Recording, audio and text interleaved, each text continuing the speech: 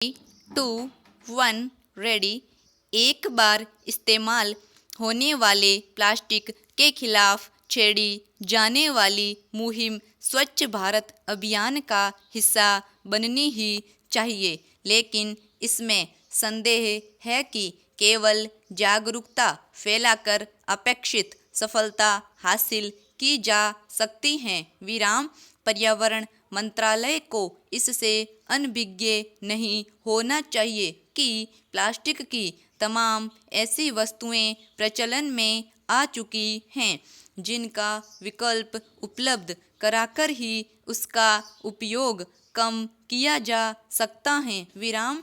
एक बार इस्तेमाल होने वाले प्लास्टिक का उपयोग सीमित करने के लिए उसके विकल्प उपलब्ध कराने के साथ ही आम जनता के समक्ष यह स्पष्ट करना भी आवश्यक है कि 2 अक्टूबर से किस किस तरह के प्लास्टिक पर पाबंदी होगी। प्रश्नवाचक चिन्ह। आम लोगों को इससे भी अवगत कराने की जरूरत है कि प्लास्टिक का उपयोग पर्यावरण के साथ ही सेहत के लिए भी हानिकारक है। विराम। कम से कम इसके प्रति तो लोगों को चेताया ही जाना चाहिए कि प्लास्टिक की थैलियों में खाने पीने की सामग्री रखने के कैसे दुष्परिणाम सामने आते हैं। प्रश्नवाचक चिन्ह। यह काम इसलिए प्राथमिकता के आधार पर होना चाहिए क्योंकि प्लास्टिक की थैलियों के साथ कप, प्लेट आदि का इस्तेमाल गांवों, कस्बों में बड़े पैमाने पर होने लगा है और वहां अधिकतर लोग इससे अनजान ही हैं कि उनमें खान पान की गर्म सामग्री रखना एक तरह से सेहत से जानबूझकर खिलवाड़ करना है। विराम। बेहतर यह होगा कि प्लास्टिक से मुक्ति के अभियान में अन्य विभागों को भी शामिल किया जाए। विराम। पैरा।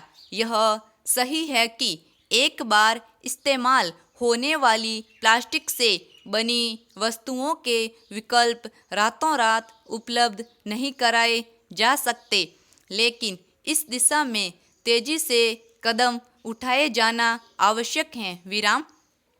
प्लास्टिक के खिलाफ शुरू किया जाने वाला अभियान केवल प्लास्टिक की थैलियों की जगह जूट या कपड़े के थैले या फिर प्लास्टिक के कप के स्थान पर कुल्हड़ के इस्तेमाल को बढ़ावा देने तक ही सीमित नहीं रहना चाहिए। विराम। आखिर इसकी अनदेखी कैसे की जा सकती है। वर्तमान में खान पान की लगभग प्रत्येक सामग्री की पैकिंग प्लास्टिक में हो रही है। प्रश्नवाचक चिन्ह। इसके अलावा दूध भी प्लास्टिक की थैलियों में मिल रहा है। विराम। इसे देखते हुए यह भी समय की मांग है कि वे कंपनियां भी इस अभियान में योगदान देने के लिए सक्रिय हों जो अपने उत्पादों की पैकिंग प्लास्टिक में करती हैं। विराम।